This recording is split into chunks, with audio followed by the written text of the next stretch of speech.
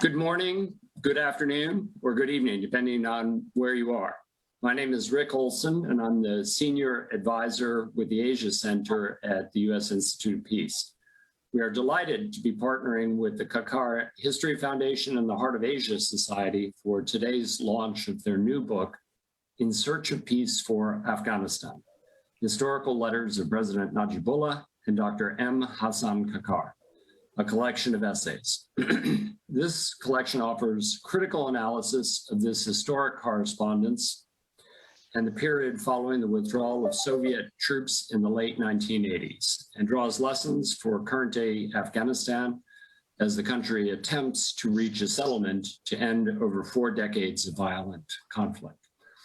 Let me begin with a quick housekeeping note. We invite all of you to take part in today's discussion by asking questions using the chat box function located just below the video player on the USIP event page. We ask that you please include your name and specify where you are joining us from in your questions. And you can engage with us and each other on Twitter with today's hashtag @AfghanPeace. The U.S. Institute of Peace was founded by the U.S. Congress over 35 years ago as an independent, nonpartisan national institute charged with the vital mission of preventing, mitigating, and resolving violent conflicts under the premise that peace is possible. The need for peace is more critical than ever. In recent weeks, countless attacks against civilians across Afghanistan, particularly the horrific bombing on a girls' school in Dashti-Barchi neighborhood of Kabul, and the relentless fighting between the Afghan forces and the Taliban, underscore the importance of a political settlement and a ceasefire. Supporting an inclusive peace process is a core priority of USIP's Afghanistan program. We believe a negotiated political settlement between the key parties is the only way to reach a sustainable end to over 4 decades of violent conflict. Through our office in Kabul, USIP engages in both national and local level efforts for peace, equipping Afghan peace builders with the skills to advance their interests through dialogue and nonviolent strategies. This is achieved through our peace education program in universities across the country, activities to enhance rule of law and women's inclusion in the peace process, subnational peace dialogues, and many other projects. In Washington, USIP supports a wide range of US, Afghan, and international stakeholders through high-level consultations, research, and policy analysis. The current time parallels the period when Najibullah and Professor Kakar wrote their letters in 1990. In some cases, the parallels are distressing. Once again, international forces are leaving Afghanistan while conflict rages. The level of future international engagement is uncertain, as is the answer to the question of whether key regional actors will help prolong the conflict or help to bring peace and stability. It was against this backdrop that the Kakar History Foundation and the Heart of Asia Society published this excellent collection of essays earlier this month, which features contributions from many leading US, Afghan, and international experts and stakeholders, including current and former USIP colleagues. We are excited to have some of the contributing authors with us today for a discussion on the lessons for current-day Afghanistan from the letters and the post-Soviet period, including Omar Sharifi, Omar Sadr, Robert Cruz, and from USIP, Balkis Ahmadi and Dipali Mudakadpai. Dipali will serve as our moderator. Following the discussion and following the question and answer session, there will be closing remarks by Ambassador Janan Musasai, co-founder of the Heart of Asia Society and a former ambassador of Afghanistan to Pakistan and to China. But first, I would like to introduce our keynote speaker, Ambassador Lakhdar Brahimi, who wrote the foreword for the book, as well as Kawan Kakar, who will provide brief remarks before the panel discussion begins. I scarcely need to introduce Ambassador Lakhdar Brahimi to this audience. He has held many distinguished posts throughout his diplomatic career, including Foreign Minister of Algeria, UN Special Representative in Afghanistan from 2001 to 2004, UN Special Envoy in Iraq in 2004, and Joint Special Representative of the UN and the Arab League for Syria 2012-2014. He is perhaps the foremost practitioner of peace building in our time. He has worked to end conflicts around the world and has a long and important history of working to bring peace to Afghanistan. Kawan Kakar is Executive Director of the Kakar History Foundation and founder and managing partner of Kakar Advocates Law Firm. He has worked previously for the United Nations Assistance Mission in Afghanistan and as an advisor to the constitutional law at Jirga that adopted the 2004 Constitution. He has also served as an advisor and deputy chief of staff to then President Hamid Karzai. So at this point, I would like to invite Ambassador Brahimi to provide the keynote address to our audience. Over to you, Mr. Ambassador. Thank you very much indeed, Ambassador, and I'm extremely grateful to UZIP and the Kakar Foundation and the Heart of Asia Foundation for inviting me to be with you today. I very much regret that I've accepted to give you the keynote speech. My remarks will not be a keynote speech because I really don't know what to say. I have been away from Afghanistan and Afghanistan's problems and discussions and debates and so on since January 2004. I went back once to Kabul for a couple of nights in 2010. That's all. I keep in touch with a few people and try to listen and understand. But that's not enough to deliver to you a keynote speech. So please consider it as a few remarks of an interested old man, following what you are all doing and with a great deal of respect and admiration. First, about the book, I'm really, full of admiration and respect to Kawan and all the people who have helped him make this book become a reality. Here you have, a wealth of experience, which is not only for, people are sitting around this virtual table, but perhaps most for the people who are trying to negotiate now peace at last for Afghanistan. They will not find a recipe to make a success of their negotiations, but they will find, if they are wise enough, they will find a lot of lessons of success and probably more of failures for them to, look back and see how they can do better than all the people who preceded them over the last 40 years. By the way, it's not 40 years, it's 50 years that Afghanistan has been in trouble. At least 1973. Country was destabilized when Sardar Dawood went for his coup d'etat against his cousin. It's from there to this day that Afghanistan has continued to be destabilized. It has not been easy, and it will not be easy to make things right. So this is something that they will find in the book if they care to look at, just pick up almost any contribution, and you will learn much from it.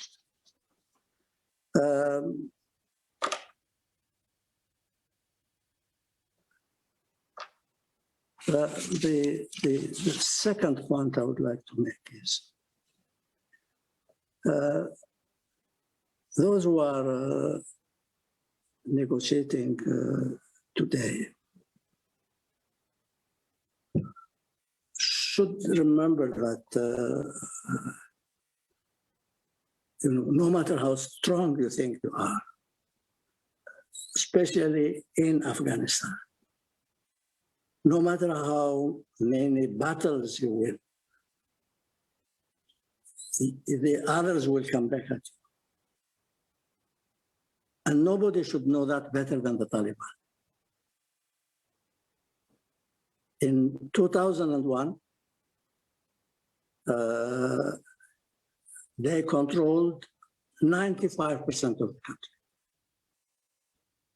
All their adversaries were physically out of Afghanistan, except for Ahmed Shah Massoud, who was at a very little corner of northwest Afghanistan.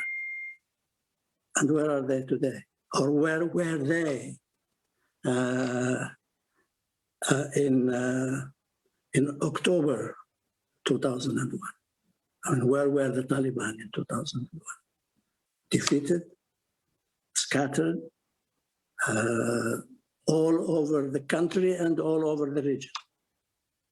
So if they think that they are going to win today, maybe they have the capability of, but that will not be achieving peace.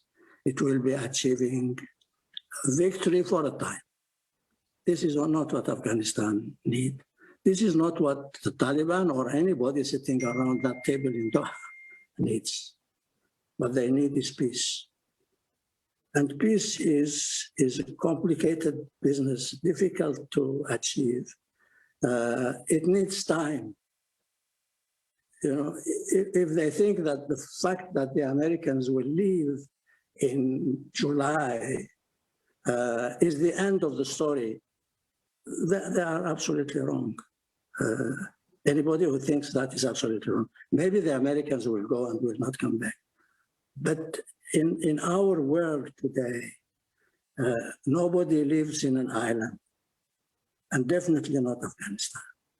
They have neighbors, those neighbors have interests, they have likes, they have dislikes, and they have friends inside Afghanistan. So, how can this message be conveyed to the people who take decisions in Afghanistan?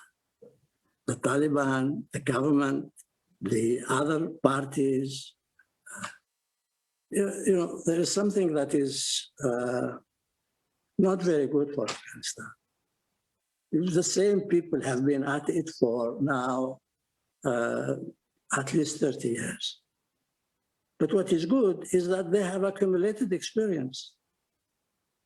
If every individual that is involved today in the decision making in places where it matters have been around for 20 years at least, 30 years, 40 years. So they should know, and they should be reminded of what it is about. When we were fighting against the French in the 1950s and early 1960s, when at long last the French accepted the idea of negotiating with us, they offered us a ceasefire. They said, let's have a ceasefire and negotiate. That it's better for everybody to negotiate while the ceasefire was on. But we were much too weak to accept the ceasefire. So we insisted that we should continue to fight while the negotiation is taking place. And at the end, it worked for us. There is the temptation to say the same thing today is fully understandable, and nobody will understand it better than me. But perhaps it's not what Afghanistan needs. Now, it is practically understood and accepted that peace is for the Afghans to make, not for others. Yeah, maybe they'll be hanging around. They'll be with a lot of influence, also in some cases, but still, it's the Afghans who are going to make peace. Negotiations between them. I think it's great if negotiations take a long time, not a short time.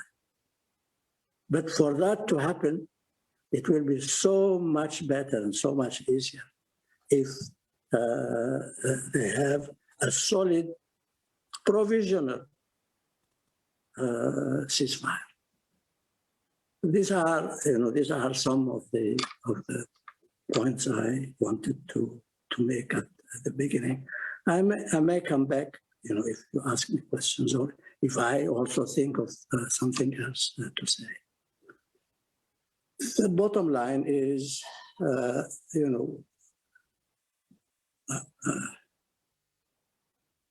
think the Afghans can complain that promises have been made to them that have not been kept. That the Americans are, giving up without really discussing this properly with their Afghan partners. But this is bound to happen one day. I kept repeating to the Iraqis when I was there for those 6 months in 2004 that the Americans, whatever you think of what they have done, and I happen to think that what they did was really not acceptable. But they will leave one day, and most probably sooner than later. It happens that I don't know why they went to Iraq in the first place, but they did go to Iraq. They have done all the harm they could. Maybe they did some good also. Maybe they didn't. But one day they will go away. Peace has to be made between you Iraqis. 95% of the Iraqis wanted to get rid of Saddam Hussein. Americans got rid of him for you. That didn't come without a price, but it happened. Now it's up to you to create a country that is better than that. So, the Afghans are in a similar situations, although the background is totally different. In July, the Americans will most probably have no military role anymore. But it's up to you now, all of you. The government, the other parties, younger generation like Kaun and Janan and the others who are around this table. It's up to you now to at long last put an end to these 50 years of instability and wars in your country. Thank you.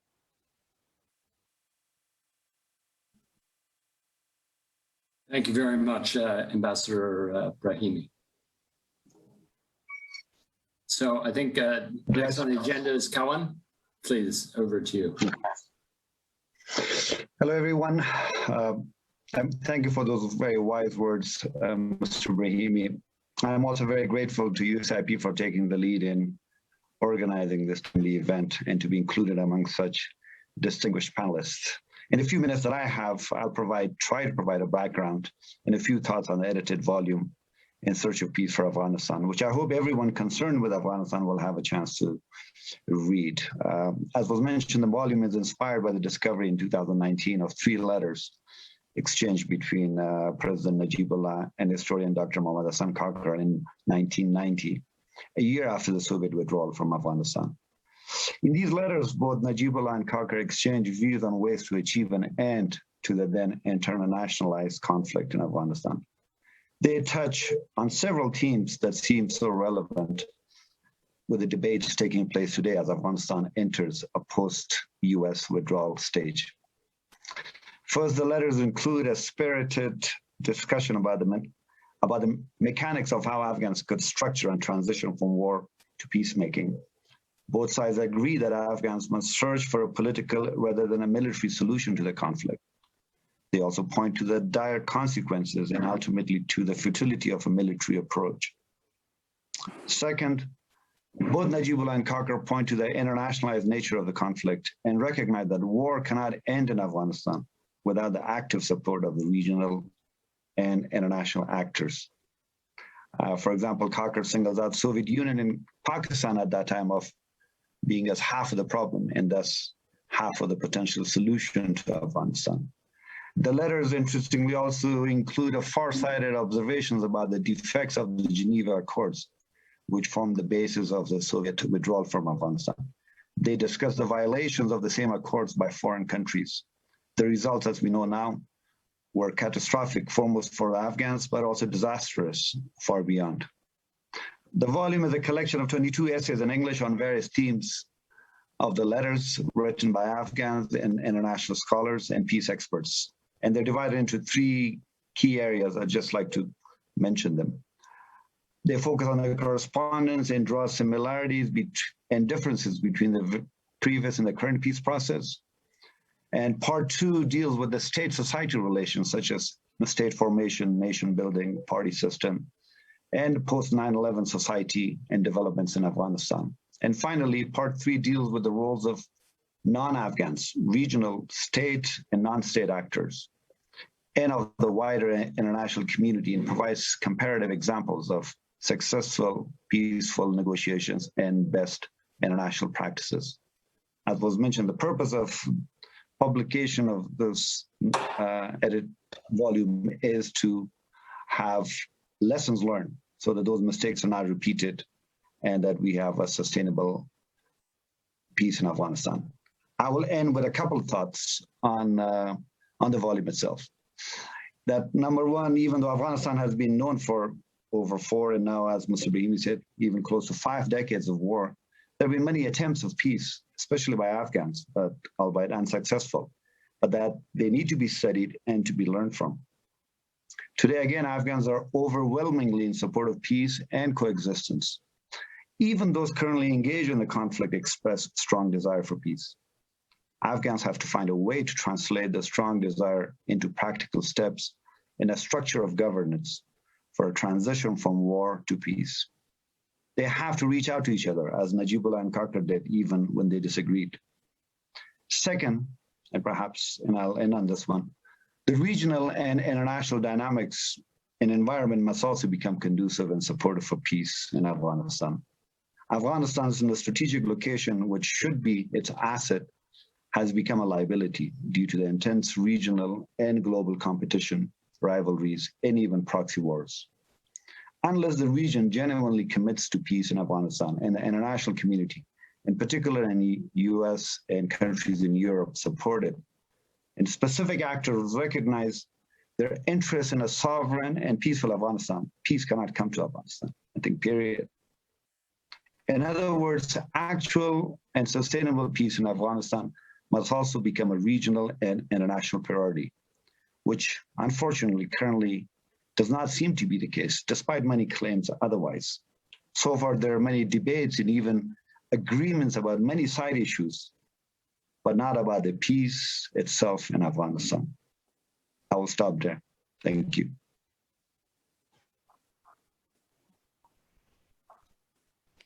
Thank you so much, Coach.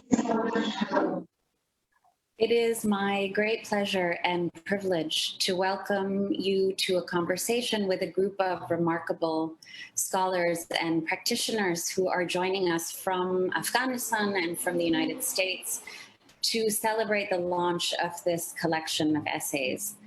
As a longtime student of Afghanistan, it is my personal joy to recognize the groundbreaking work of Professor Hassan Kakar and to pay tribute to the moral courage of a scholar whose willingness to speak truth to power meant he was sent to prison. And it makes that, nothing short of remarkable then that a few years later, he set aside the pain and bitterness of that experience in order to advise the very government that had jailed him on how to save itself from collapse. It's also worth noting how unusual it is for men of power, let alone heads of state, to turn to others for counsel to seek lessons on the culture and history of people in order to make better decisions for their future. That is, in effect, what President Najibullah did. Decades later, a group of scholars and practitioners led by Professor Javanshir Rasik came together from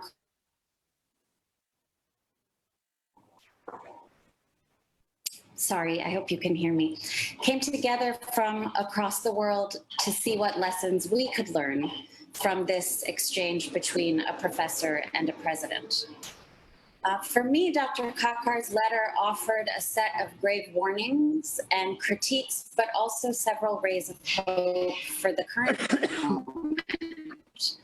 He acknowledged the disproportionate impact of international agendas and actions on the inner political life of Afghanistan, but he also urged the country's leaders to conceive politics in accommodationist, expansion, and in terms. As American troops withdraw from Afghanistan, the scene could not be more different in many ways.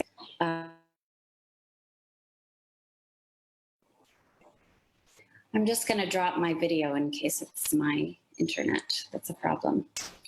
As American troops withdraw from Afghanistan, this scene could not be more different in several ways that we will discuss today. But the tensions between intervention and self-determination, between dependence and sovereignty, struggle and reconciliation all persist. So we are fortunate to have this opportunity to think through these tensions with a blessed opening from Ambassador Brahimi, no less. So let me now introduce our panel in the order they will speak. Professor Omar Sadr is joining us from Kabul, assistant professor at American University of Afghanistan. Previously, he worked at the American Institute for Strategic Studies and at the National Center for Policy Research at Kabul University.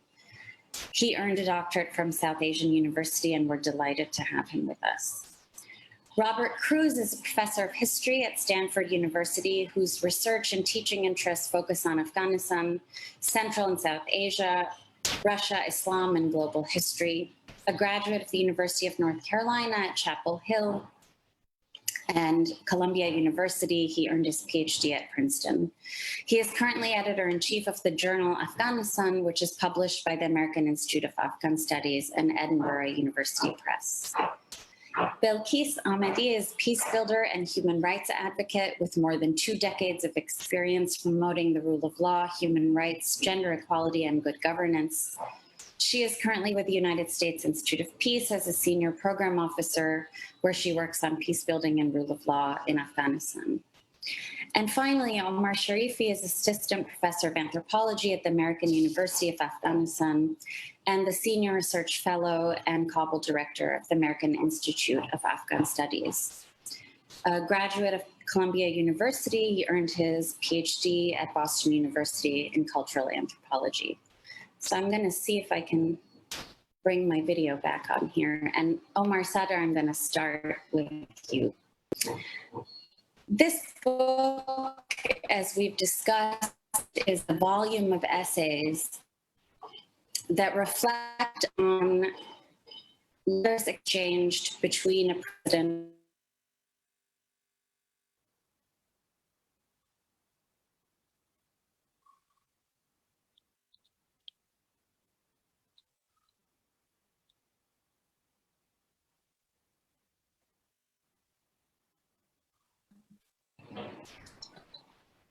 I'm sorry. I wonder if you can talk a bit about the role of the public intellectual for us in today's Afghanistan, Omar. You've written in particular about the need for a deeper discourse and debate around what it means for Afghanistan to be a republic.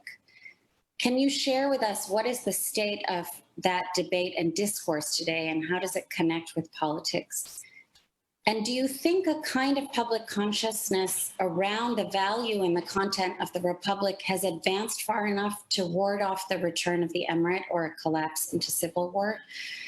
Please talk to us about the work that remains to be done, and how do you do that work in the face of relentless violence and uncertainty? Thank you, Dr. Dipali. I hope you can hear me. Good evening from Kabul. First of all, I must say that Cocker Foundation and Heart of Asia Society have done a great job by bringing different scholars and practitioners together to revisit our history. I had a chance to write my reflection for the Persian volume of this book. And now it's a true honor to discuss letters exchanged between President Najib and Professor Cocker with a group of very dear friends and scholars. So let me now respond to your question in two parts. First, I will try to talk about how the letters can help us to understand Afghanistan and the way intellectuals framed discourses, and how politicians and intellectuals converse with each other, taking this case, taking the conversation between Professor Cocker and Najib as a case. And second, I will move on to speak about whether a kind of public consciousness around the values and the content of the Republic has advanced far enough, as you asked, that can ward off the return of an emirate or probably kind of collapse into civil war. So now first, for me personally, these letters represent a kind of a microcosm of the history of Afghanistan, by which we can understand the dynamism of somehow the entire modern history of the country. What do I mean by that? So let me explain that by 4 points quickly. Number one, this is a conversation, of course, between an intellectual and a politician, but specifically, here Cocker is a symbol of intellectual in exile. And if you look back at the history, since inception of intellectualism, constitutionalism, and an effort of intellectuals for democracy, and probably, let's say, republic, as you asked, they were sent in exile. At the current juncture, if we speak about the last 20 years, or probably now that we are, of course, there is a democratic setup, but there is also a toxic environment where intellectuals may not have enough capacity to speak the truth to the power. That means that they are mentally in exile now at this moment. So to give you one example, on 18 April 2021, just last month, President Ghani stated that the ones who are not with the Republic has no place in the government, right? So this was somehow a very clear message. Either you are with me or you're against me, and redefining the boundaries of the Republic and making it so much personalized, right? Now, what are the possibilities that probably now intellectuals debate or reflect on republicanism or the political order that we aim for? Of course, there are alternative platforms, or probably what we can say counter-publics. Very recent one that I have observed is a new platform which is created online where people can speak directly with each other, Clubhouse. So that there, and you can see the youth, the women activists, and human rights activists, those who are somehow concerned with the values like liberty and equality, coming and debating most of these issues together. Now, second, as this volume is named In Search of Peace, we can see throughout the history politicians reaching out to intellectuals in search of peace. Well, these are the war and conflict is initiated by politicians, of course, but once there's a stalemate, they come back to intellectuals. Like, let me give you a couple of examples from the history before Cocker and Najib. Good example is, for example, Mahmoud Beg Tarzi. who was sent in exile by Amir Abdurrahman Khan, and then he was invited back during Habibullah.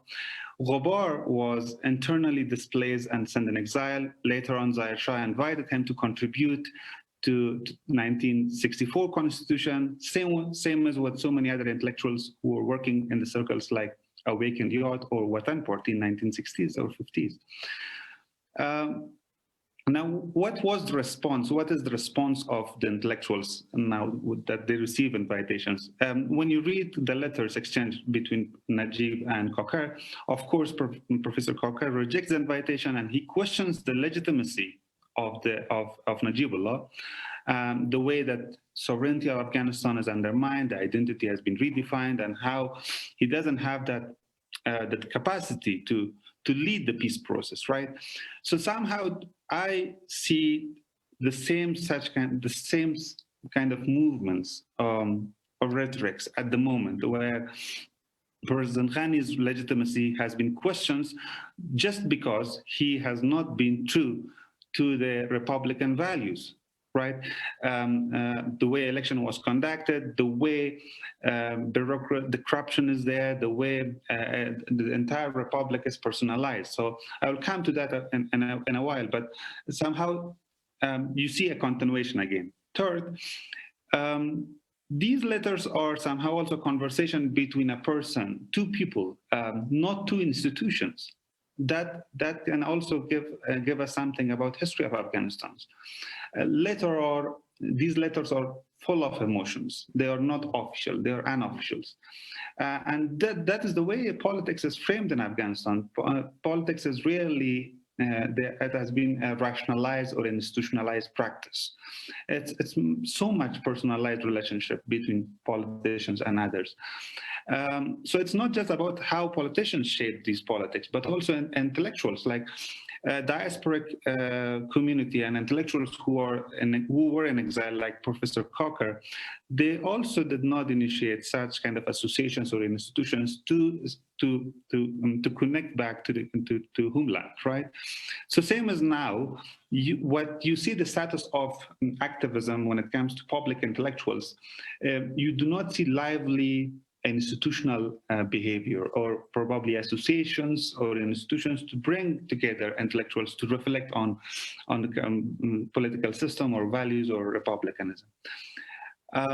So that's all about the first point. Now let me come to the second point about the question that you raised, whether a kind of public consciousness around the values and the content of Republic is there or it's advanced or not.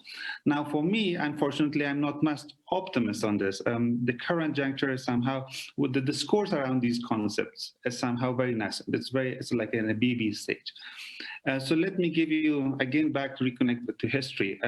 Early this week, Hashd Soap Daily is a popular newspaper in Afghanistan, celebrated its 15th anniversary, where a group of friends and I spoke about rule of three prominent intellectuals, one historian, of course, Ghulam Muhammad Ghabar, Rahnawat Daryab, and Qasim Ahgar. So while the legacy of these figures are lesser known to the Western world, but they have played a notable and noticeable role in debating and fighting for the rights, liberty, and equality, which constitute core values and the content of Republic. Now, for example, one of these intellectuals, Qasim Ahgar, he demised in 2014, the same year that Professor Kokar passed away. Now, to what extent now we connect to the values that was campaigned or advanced by most of these intellectuals like Qasim Ahgar or Kokar? Unfortunately, we have done, when it comes to enlightenment or values like liberty and equality, there is not much advancement, but we have done great job in other areas and in the last 20 years. When it comes to knowledge production or probably in sports or IT, it's very good. But the discourse of Republic somehow now at this juncture was articulated and framed as negotiations got momentum in September 2019. So it was somehow abrupt. All of a sudden it came up. And it's also, that's one dimension of it, that the establishment tried to establish this discourse first of all, against the Taliban, but at the same time, it was not just Republic versus Taliban or Emirate, but at the same time, there was also a domestic enemy to it. And by that, the establishment tried to target all those political opponents who were in Kabul, for instance. Now, some of the content which is developed around the concept of republic is somehow reactionary. It's not conceptualizing this idea, but reacting to what government is doing. For example, let me give you three, and I will end with that. When I earlier cited one of the quotations from President Ghani that he said either you're with government or if you're not with the republic, you should be out of the state. Now, some of the public intellectuals, they came up. Let me quote one of them. That one of the poets wrote that Afghanistan has three sides. It's not two sides, Emirate versus Republic, but there are three sides: the Republic, the Emirate, and the sheeps. The sheeps here was a metaphor of the common masses, citizens, who were betrayed by politicians when it comes to republic and democracy. The second one is there's a famous now statement here in Kabul which says the Republic of Ethnocentrists, Jumhuri Khaungaraha, Kutullaha Khaungara in Farsi. And the last one is, of course, Jumhuri Se Nafara, which is a republic of triplet, three people. That's a President Ghani and the Aidis. So that you see that how the discourse is. It's not much mature enough. And the last point that I will end here, I think, is that, of course, we should not forget the role of international funding and international partners in shaping these discourse. For example, most recently, the US Embassy, the past section, Public Affairs, they have released a call for proposal which is worth over $2 million, which calls for proposals like on the topics like national identity, national solidarity, on all these values. So to what extent you see here how US investment, despite the fact that they deny that they are not engaged in nation building, however, lots of funds, as a case, for example, is spent on this. Or for example, how mass media has been funded to take such kind of public debates and bring popular intellectuals in front of the people. I will end here. Thank you so much, and I will be happy to take questions later. Thank you so much, Omar. Let me come, Bob Cruz, to you next. You're a historian, and so I was struck by the cautionary tone of your essay, which warned us not to overdo the comparison between the current moment and that of 1989. You pointed to this remarkable transformation that has taken place in Afghan society, and you described the emergence of multiple publics where new forms of expression and collaboration and contention thrive. Can you talk to us about what the existence, albeit tenuous, of these publics mean for the state building and war fighting that continue in their midst? And how might you imagine the Taliban would contend with these radical new developments? And finally, what opportunities do you think they offer to the world's other democracies to engage Afghanistan as one of their own? Great. Thank you very much, Dipali. And thank you all. It's a great privilege to have the opportunity to learn from my colleagues from Afghanistan. And of course, thank you again, Mr. Kakar, for including me in this enterprise of trying to make sense of your father's important letters to Najibullah. As Dipali noted, there are lots of parallels to think about. I think that Ambassador Brahimi's comments on that are still very useful. I think for me, looking at it from afar, looking at it as an historian, looking at it from California, so with all those important caveats attached here, what strikes me in looking at Afghan society over the last 30, 40, 50 years is really the dramatic changes that have swept this landscape since 2001. Here, I don't mean to engage in, I know a lot of Americans tend to have a very kind of idealized view of the American impact. And I want to be clear that I'm not claiming a story of progress and of a kind of unitary trajectory toward improvement and reform in a way that makes apologies for all the American policy mistakes. So I want to be clear that I'm not suggesting that the American impact has been solely magnanimous or progressive. What I mean to suggest is that the American invasion and then occupation or presence, however one defines it, created a space for all kinds of changes. And as Omar Sadr noted, these changes built upon a very rich and complex and sophisticated intellectual history. All the historians you cited are, of course, important landmark figures in thinking about constitutional foundations for Afghan statehood, for thinking about national identity. And of course, Professor Kakar played an important role in all those debates. So 2001, to my mind, marked a kind of break, but one that was partial, and that it drew upon the very rich cultural, intellectual resources of Afghan political thought. So in my very brief essay, I try to highlight a few areas among many that one could highlight to understand the processes of change that made the society so different from that Najibullah and Professor Kakar tried to understand in 1990. So in my essay, I highlight the role of the media. And here again, I'm echoing some of Omar Sadr's other comments. This mediascape is quite expansive and remarkable in that it has brought together this dynamic diaspora together with very hardworking, very courageous journalists on the ground in Afghanistan. And here too, I don't want to paint a wholly idyllic picture because, of course, Afghanistan is one of the world's deadliest environments to engage in journalism. I'll come to that point in just a moment. So this is not a kind of utopian mediascape, but it's one in which I argue that certain publics have emerged. And here I haven't used public in the singular. I liked Omar's references to different kinds of actors because I think I'm trying to get at something similar, identifying that there are multiple groups in Afghanistan. And from my point of view, looking at it again as a historian, I appreciate Omar Sadr's critique of this, but to my mind, I see something actually quite productive in what I would call the diversification of the Afghan political landscape and of its pluralization. And here, not everyone's rowing in the same boat in the same direction toward a republic, right? Many are moving in different directions, but I think that pluralism, that heterogeneity, that diversification that we see expressed in media are all actually quite productive things in thinking about peace, because they're in a way modeling by engaging in public debate through social media, through old media, through radio, through television. And here I recommend my friend Wajma Osman's book on Afghan television, which is really a brilliant and very careful examination of the ways in which these spaces have worked to advance new ideas under very real constraints, under foreign pressure of funders like the United States, but also under armed militias and powerful businessmen who don't want certain things being said. So it's a very messy sphere, but I think that what is so, I think, particularly productive for us in thinking about peace is the way this mediascape has created space for new voices to emerge.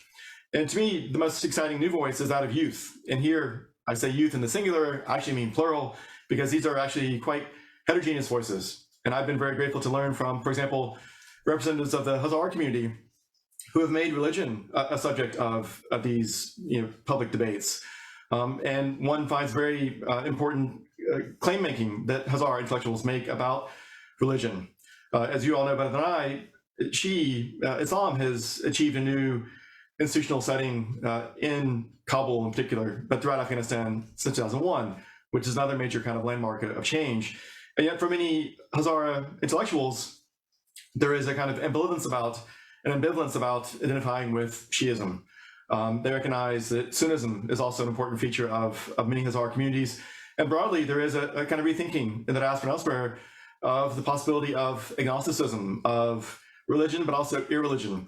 So this kind of pluralism has also seeped into the religious sphere, not just among Hazaras, where I've been looking at this most closely, but we find this across communities. We find it among women who've been drawn to Salafism, who find a kind of activism, a kind of feminism in religious practices that push against the idea of the republic, perhaps, but which are quite dynamic in our expressions of, again, claim making and of a kind of political engagement in, for example, projects of reform, as they put it, to use the language of reforming the Afghan woman, reforming Afghan society as mothers, as activists, as religious experts as well.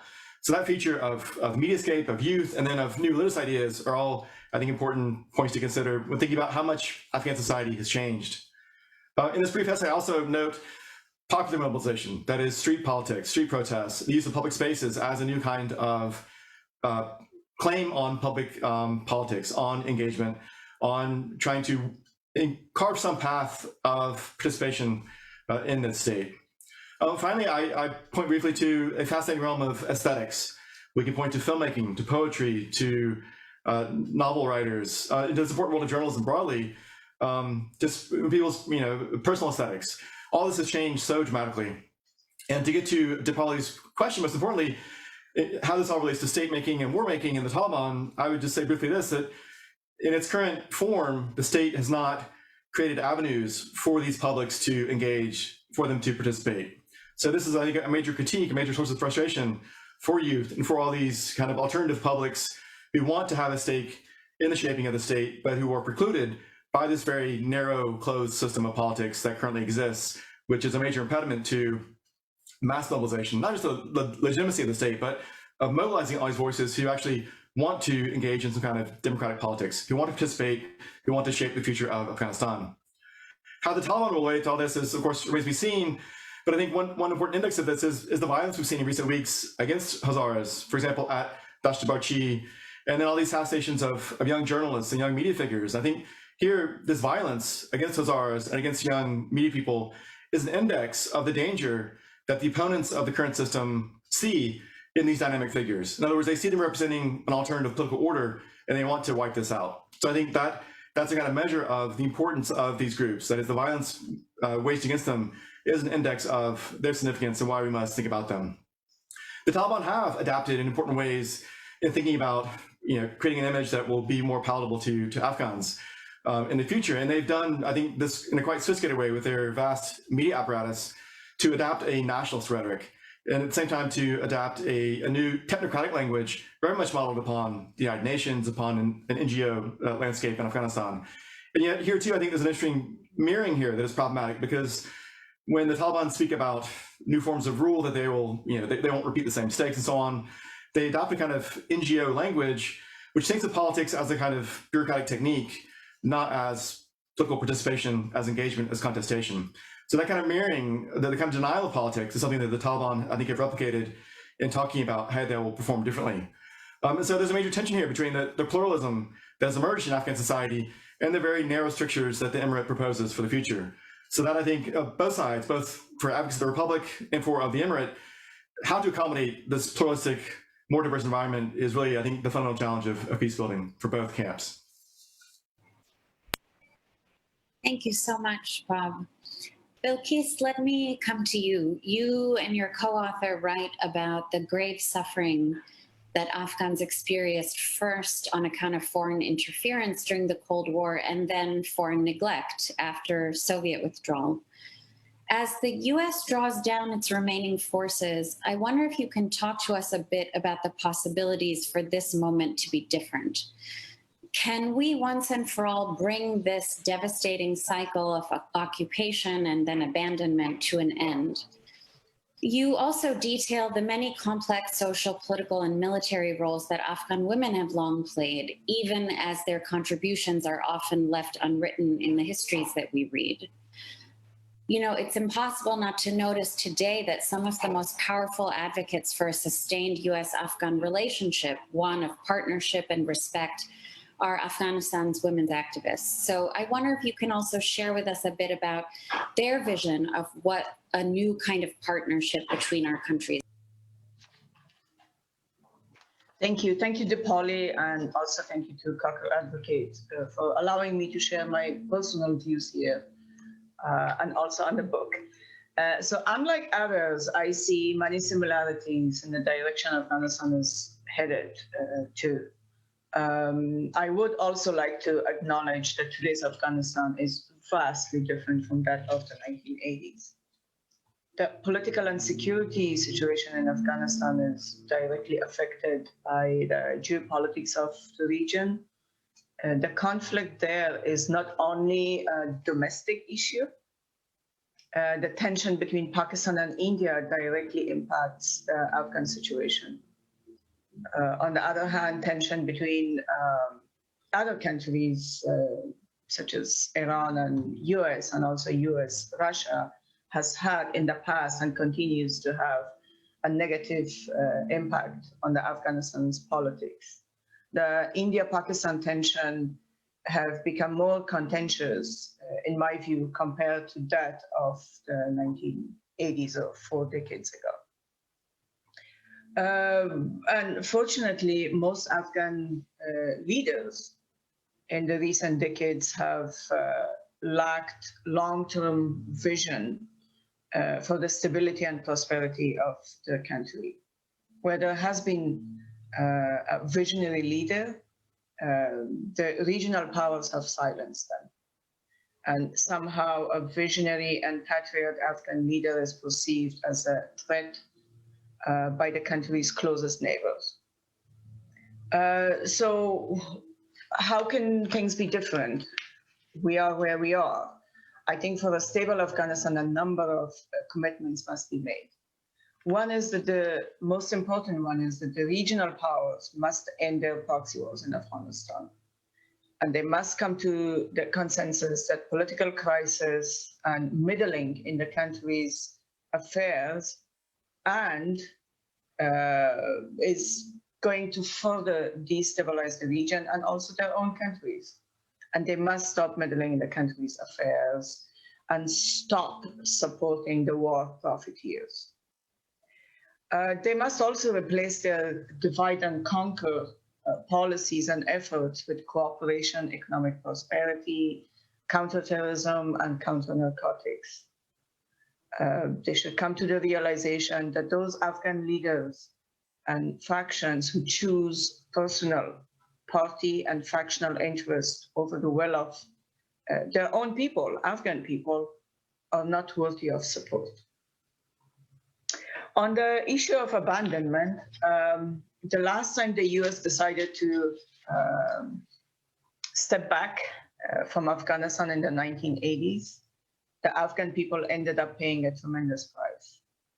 By pulling back its support to Afghanistan and Afghan people, the US and the West left a vacuum that was filled by disruptive forces such as Al-Qaeda and also other neighboring states.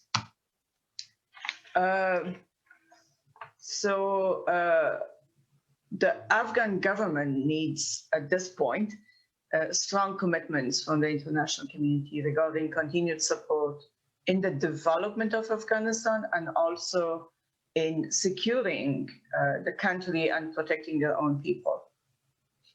On the issue of Afghan women, like women elsewhere, have played and continue to play multiple roles, both passive and active, in either building peace, preventing violent conflicts from escalating at local and tribal level, and also providing logistics support to warring factions. There is no secret in that. This was true in the 80s, and it's also true today. You asked about the vision of Afghan women. I think the vision of Afghan women is clear. They want peace. They want an end to the war. They want economic prosperity, democratic principles, and better life for their people and for their children. They're a force that deserves to be supported and protected by international community. But most importantly, they deserve to be respected and protected by Afghan politicians and men. So for us, the choices are clear.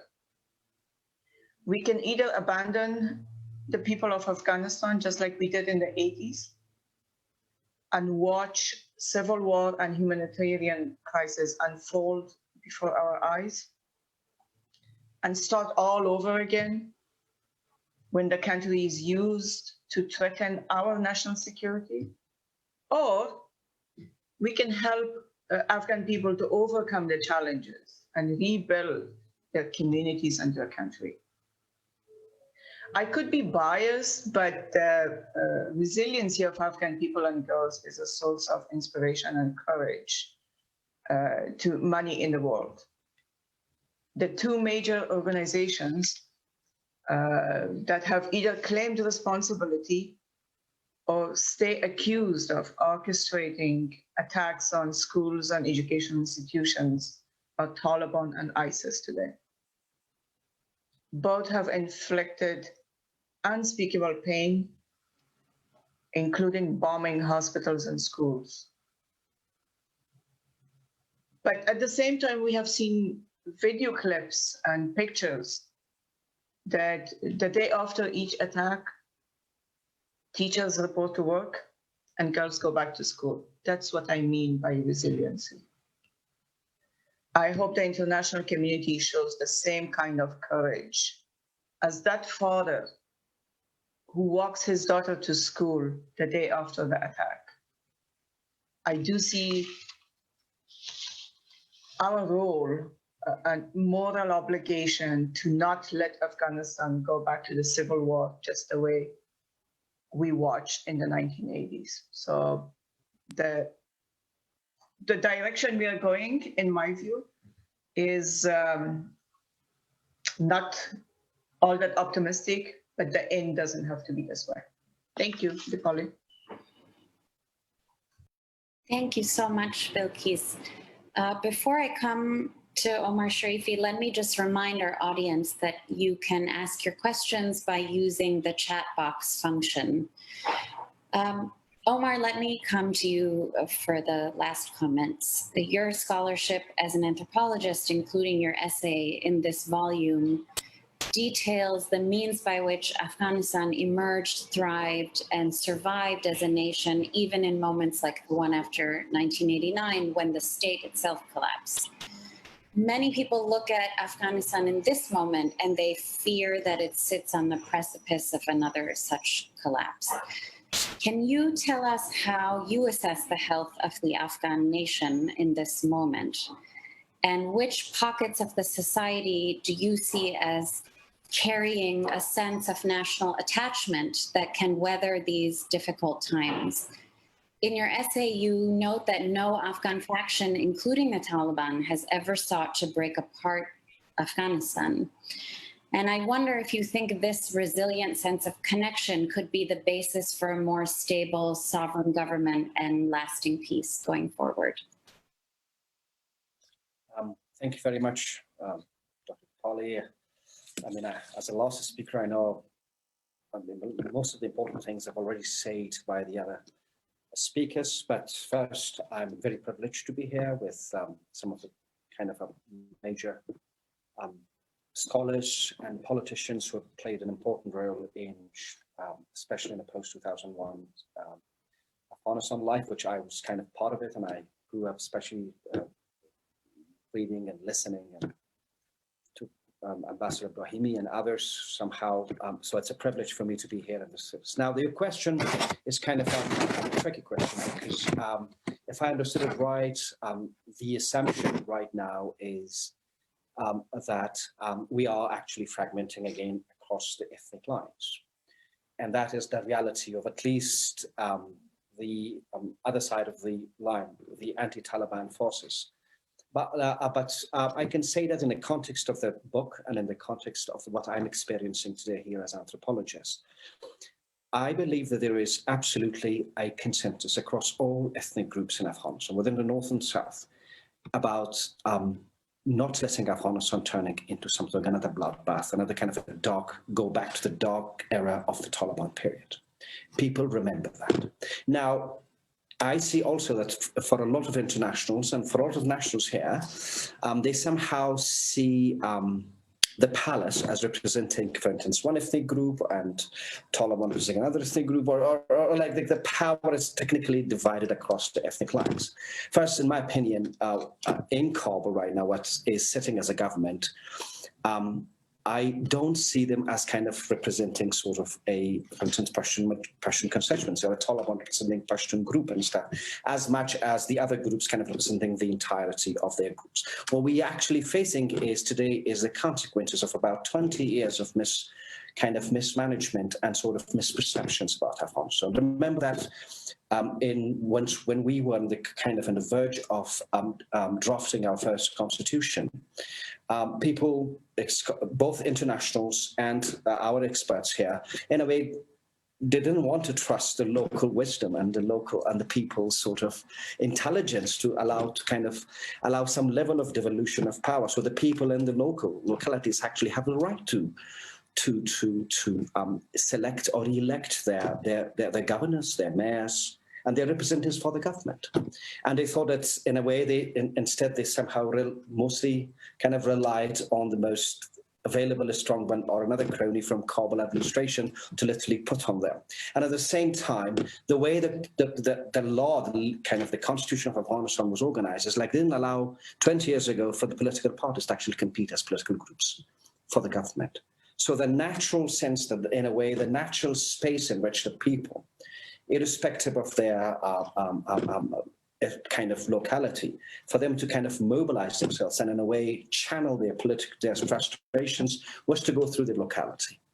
Use ethnic, use sort of regional or sectarian sort of a space in which to kind of express themselves. And so what we're seeing today is one of that. On the other hand, what we're seeing today in Kabul right now, in the confrontation between different political groups, including the people in the palace, as Dr. Marsad says, the triumvirate, I don't know how to pronounce it, the Republic of the Free People and stuff, is actually also a contest about the channeling of the resources and power. This is a moment of crisis in a sense, and these groups want to take power. And so in a way, the ethnic, and because of the lack of any other political sort of establishment, ethnicity, at least on the surface, somehow become a narrative through which the elite in Kabul, in a way, bargain about division of power and stuff. At the same time, what we see, that whole ethnicization of politics in Afghanistan was not something that is completely on to come from the Afghans. In 2002, when the international community came, a lot of us actually didn't even know how to speak English, let alone be able to express ourselves what we want. So the assumption was Afghanistan is sort of a Balkan. And then even like our original communities, I remember General Musharraf, the former dictator of Pakistan, actually came in 2003, I suppose, and actually called the Taliban as representative of the Pashtuns. While the Taliban may come from the Pashtuns, but actually they do not represent the Pashtun majority or the Pashtun groups in general and stuff. So, and the people bought it. I remember like even officials, both in the internationals and within the Afghan government, which was predominantly in that time ruled by the Afghan diaspora, would actually saw the Taliban as the Pashtun sort of a representative of the Pashtuns. And that sort of discussions continued. Now, 20 years later, where are we standing today? Now we have a voice. I see absolutely, and based on my working with as a professor, seeing that there is a sort of a constituency across ethnic lines, across sectarian lines, about preserving like the democracy and the civil rights that we have. And not because it's just simply come off with the intervention of the internationals in 2001. We have a century of sort of like that type of movement, and the height of it was 50s and 60s. And that assumptions, and now the international community are about to leave, at least they have to live with that kind of an assumption that that sort of movements are not just emerged in 2002 in order to be silenced and completely destroyed after their departure. That will definitely continue, in my opinion. Now, will we collapse into ethnic lines? What is actually clear, that the extreme centralization of all the authorities in every decision making by a small group of people, palace or in Quetta Shora, in both cases, and not leaving a space for the different kind of diverse communities of Afghanistan to actually have a voice in terms of like what they want, obviously may sound from the outside. It obviously may trigger this more of a crisis and stuff, and in a way give this image that we are completely fragmented across ethnic lines. But also, based on our kind of understanding of history and how Afghanistan emerged, specifically as a nation state, it kind of says that to no ethnic group, if at first I don't see Afghanistan as like made of ethnic blocks in which like they compete like Serbs and Croats and Bosnians and Albanians and others. That sort of things, that the merger, the kind of the connection between different groups in different regions of Afghanistan is far more organic. And the Taliban may push that idea that we are sort of, though they never sort of take that flag of like, oh, we are completely standing for a specific ethnic group. But they target, for instance, the Shia community in Afghanistan to actually further sectarian things. But even with the vicious and inhumane attacks that happened, we don't see any sectarian things, sectarian crisis among Sunni and Shias. We actually see that a lot of Sunnis take and with the Shia community in Afghanistan. So the picture is not just ethnic blocks of fighting each other. What we are facing is today that there is a consensus among majority of the Afghans were irrespective of their ethnicity, about about this being living in a civil society, in a civil sort of environment, and that will continue whether international helps us or not. But I hope very much they help us, because it's the crisis of Afghanistan, the tragedy of Afghanistan is not just for the Afghans, it's also for the world. And I think the 9/11 actually proved that once. Thank you. I think I'm on time, right? Thank you so much. What incredibly rich contributions from the four of you. I'm going to now pass it back to Ambassador Olson so that we can get some comments from our. Thank you, Dipali, and thanks to all the panelists for a really wonderful set of remarks. I'm going to take, I would urge our audience to use the chat function to send in questions. We have a few. But I'm going to take the moderator's prerogative to ask the first question to get us going. This session has been conducted under the penumbra, obviously, of the history of 1989 to 1992 and its applicability to perhaps the current situation in Afghanistan. The parallels are obvious: the withdrawal of foreign forces, the role of the neighbors. There are many more analogs that one could come up with. But of course, analogies are tricky and they tend to break down when one gets into specifics. But I wonder if I could ask the panelists if it is useful to be thinking of the current situation in Afghanistan in terms of what happened in 1989, 1992. And are there any specific lessons that could be drawn for policymakers right now from that period? So why don't I open it up and all of the panelists are welcome to address that, and then we'll go on to questions from the audience.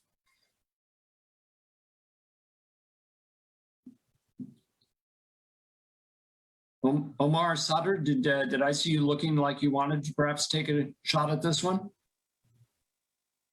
Okay, so let me jump in. Well, there are parallels that we can draw between the two: end of conflicts, end of Soviet invasion, and end of US intervention. First of all, just recently, one journalist in Kabul translated a diary of ISI general, which was written at the end of 80s, I think, and that narrates the history of Soviet invasion and how Pakistan-backed insurgents, Mujahideen, against the communist government. So the findings of that book somehow tells us that there are so many similarities. First of all, the way insurgents were backed, and they were proxies, there were sanctuaries across the border, they were financed, and ideologically they were trained. Same as with at this moment, Taliban are doing the same thing that Mujahideen were doing earlier. The other side, one of the key causes of the collapse of the Soviet-backed Kabul regime was, I think, at the end, it was ethnocentrism of it. The regime didn't fall apart because of the army was weak or probably financial support. Of course, financial support continued for 2 years, but one of the key factors behind the fall of Kabul was the ethnocentrism, where the Watan party was divided between the Tajiks and the others, who one backed Jamiat party and the other backed Hizb Islami. So now you can see the same thing now, the ethnocentrism around President Ghani, and the toxic environment which has been reproduced, regenerated, reinforced, unfortunately, through social media platforms. And in some cases, you see statements of racism. So to me, I think even it's worse than 1990s, because back then there wasn't social media and platforms to reach out to the masses, but now there is. But at the same time, there are differences also. I think back in the 90s, and the Kabul government was abandoned by the international support and the USSR. But now, despite the fact that US is pulling out, but there is continuous commitment that government will be financed. There will be humanitarian aid, developmental aid, and diplomatic support, political support, and that was quite clear from the US side, also European Union. So that's the difference. Second is, of course, I think what Dr. Robert Crew also mentioned, that we have, of course, the generation which is produced in the last 20 years who are much well aware now of the certain values, the way identity is defined, and how to preserve these values. What I referred earlier in my intervention was, of course, not these things. I was talking about intellectualism and the way ideas are framed and produced, mobilizing and counter-mobilizing ideas. And on that part, of course, there are problems. But I mean, the level of public awareness is much more higher. The third one, I think the third similarity would be if in case there would be a continuation of crisis from September 12th onwards, we will have probably a mass exodus, a refugee crisis in the region, because the politicians, unfortunately, at the moment, doesn't have the capacity to lead and unify the factions and groups together. Their rhetoric and their political behavior is unfortunately dividing. It's not the fault of people, it's fault of the elites and those who are in government, that they cannot unify all of us. Unfortunately, that will have an extremely negative impact when it comes to the societal cohesion and somehow unity of the people. I will stop here, I think. Thank you very much, Omar. And do any of the other panelists want to take this one on? Or yes, Omar Sharifi, please. Thank you. When I was just about the similarities and differences in this specific case, when I was reading the letters between Dr. Khokar and Dr. Najib, as an Afghan, when I was reading it, there is an understanding that both sides, in a sense, and also from the Mujahideen sides, they all have some sort of like a kind of a memory of a pre-war Afghanistan. They sort of, there is an understanding among both sides at what Afghanistan was before, how it worked, what was the idea of the state, how the institutions were working, what kind of society we had. There was some sort of, what do you call it, like a historical conscience about it. And when we read in another context, like Dr. Najib's exchange of letters with some of the Mujahideen commanders of that period, we see that the same kind of historical conscience existed between these groups. Today, what we're facing is, I mean, when we read, and specifically for me, who I actually grew up under the Taliban and the first-hand experience their rule and their regime, what we're seeing here is sort of a disconnect between what President Ghani talks, what the Afghan government talks, what the Afghan civil society talks, what the international community says, and the Taliban leadership. Because I do not believe personally that the ISI training camps and the Haqqani madrasas in Peshawar actually raise people who actually have a historical consciousness of who are. Majority of the Taliban leadership, and I'm not talking about just their fighters and others who may have some local connections, but the leadership, including the Haqqanis, they grew up in that environment in which, especially even in the 1990s, when I was like asking the Taliban about how they imagine Afghanistan stuff, there is a break. There's a very little to no sense of like his connection with the history, with the culture of Afghanistan as we might. And even if you look at the Taliban propaganda, and the Taliban and Pakistani supporters sort of posts on the Twitter or Facebook and everything else, there is not a single reference about, for instance, when the Taliban fight the Americans, there is not a single reference about, for instance, the Afghan history, about like how during the Anglo-Afghan wars, the Afghans were fighting against the British. They're completely using a very jihadist narrative that was common in South Asia and the Middle East and stuff. We don't see that things. There is a disconnect. To me, that is Sam, that's kind of a major difference in terms of it's kind of psychological, anthropological way of looking at how the group, in a way, shape their narrative. There's a much more international jihadist discourse within the Taliban. And while the Mujahideen had a complete reference all the time, most of the time they were referencing. And the other things, if you look at Afghan history in a sense, during the Mujahideen time, we never had a suicide attack. And actually, if you read the entire Afghan history until 1982, there was not a single Afghan national hero as a martyr, no martyr or shaheed, as we call it, ever sort of celebrated in the course of Afghan history. Because it was kind of all the one was the country, the Ghazis, which is like the victorious living warrior, was celebrated in the course of Afghan history. Today, what we're seeing in the Taliban narrative, beside the suicide bomber, is absolute celebration of death.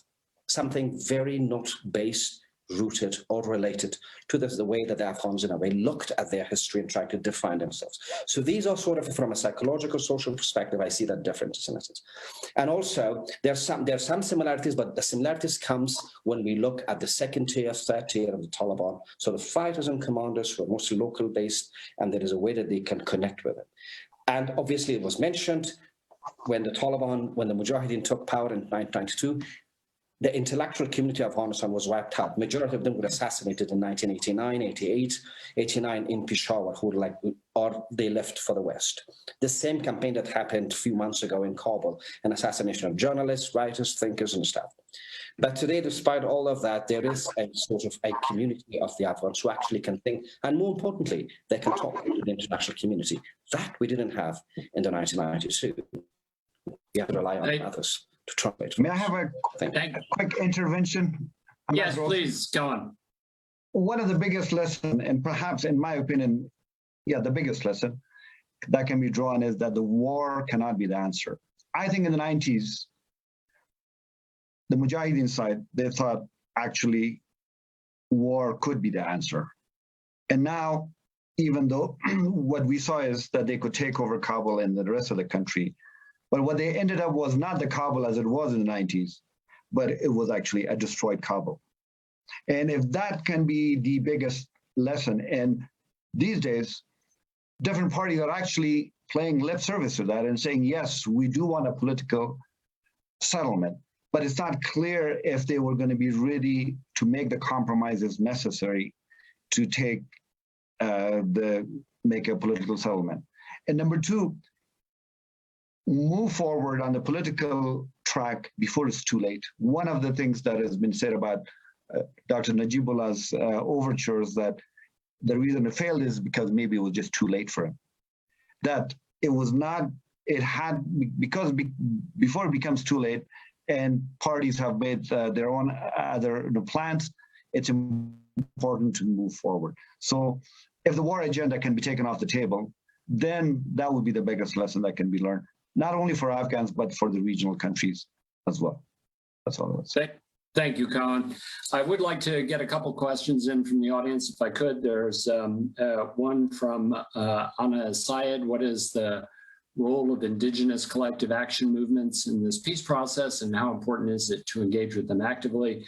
And sort of a related question from Hila on what would be the actual mechanisms that one could envision for bringing about an inclusive peace process. So in the first instance, I'd like to pass those to Professor Cruz and to then to Balkis.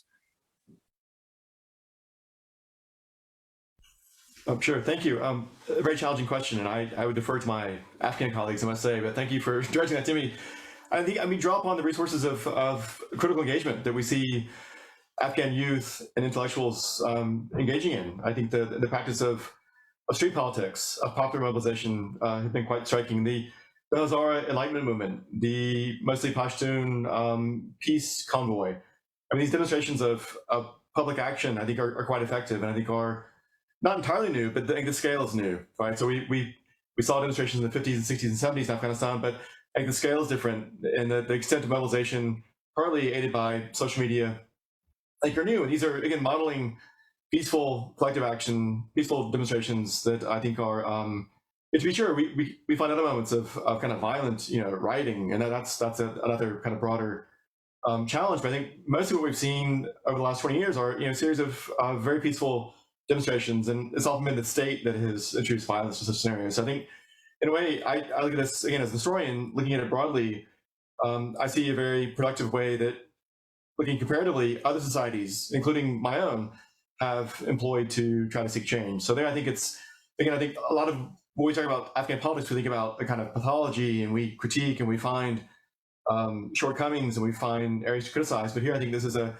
process that since 1960s has shown to be effective on a global scale, from Paris to Mexico City and beyond, that collective action, taking to the street, using public spaces as a kind of theater to express politics is quite productive and is an alternative to the kinds of violence that we've been critiquing today.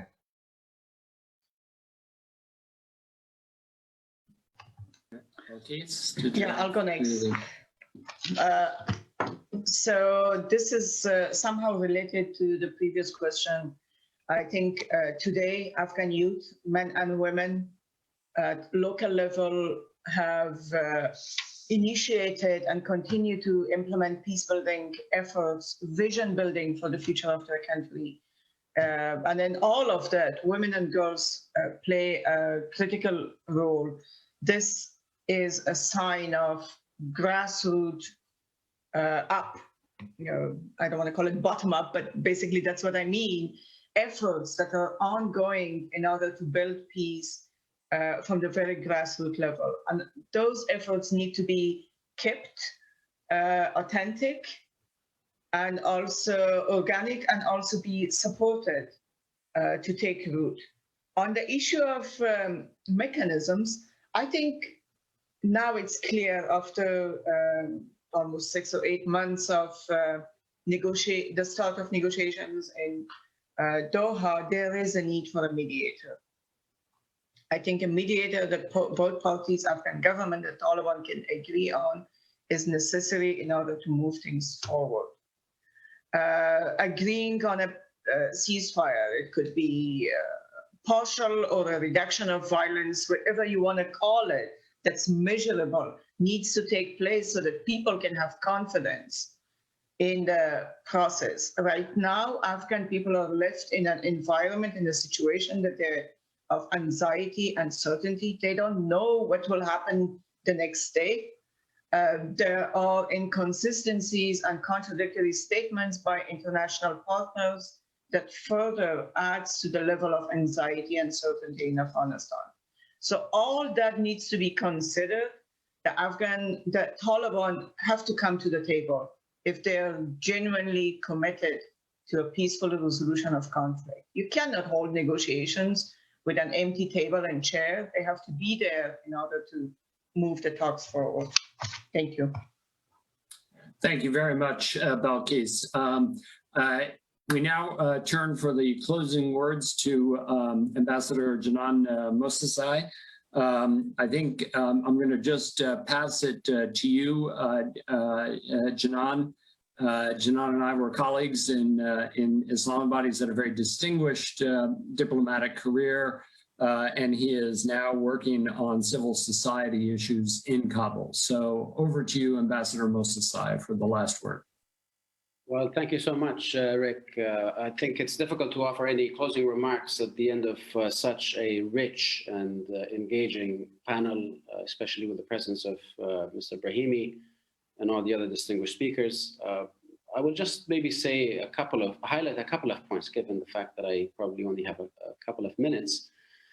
One such fact is that past efforts seeking a peaceful settlement in Afghanistan, not only in the 1980s, but also during the 1990s between the different Mujahideen factions and also between the Mujahideen and the Taliban, have largely been failures. And that's mainly because different Afghan sides have tried to monopolize power for themselves and trying to brush other groups aside based on a zero-sum mentality.